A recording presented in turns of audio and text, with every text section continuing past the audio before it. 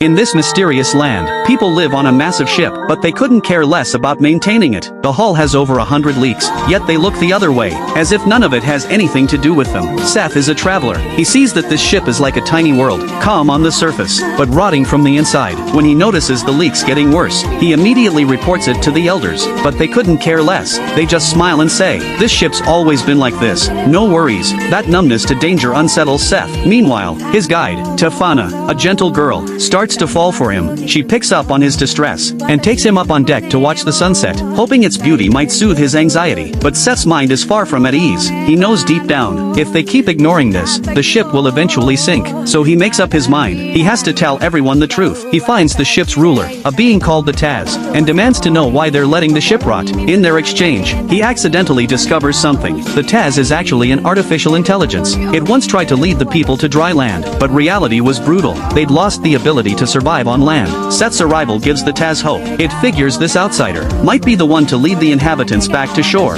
so the Taz hands over control of the ship to Seth. At that moment, Seth thinks he's just saved the entire nation. He steers the ship toward the coast, gathers all the residents, and announces that they are now free to live on land. But what greets him is nothing but curses and fury. People are terrified of the silence after the waves disappear, terrified of nights without a cabin, terrified of leaving the steel sea their ancestors clung to for generations. In the end, everyone chooses to go back onto the ship. In their eyes, Seth's good intentions become his crime. Tefana, tears streaming, confronts Seth. "Why did you have to destroy our only home?" And she drives a dagger into his body. Here's the truth. Tefana is no ordinary resident. She was an abandoned baby left on the ship, raised by the Taz. As an outsider, she'd been bullied and shunned since childhood. Until she met Seth, she never knew kindness or trust. And now the one person she trusted has personally destroyed her last place of belonging. That stab isn't just anger. It's a goodbye born of despair. The Taz had seen this tragedy coming all along, but it couldn't stop it. It knew the people on this ship had already become one with the sea. They could never return to land, so the Taz chose to disappear. It shut down its core systems, leaving people to steer their own fate, and that giant ship keeps drifting on the ocean,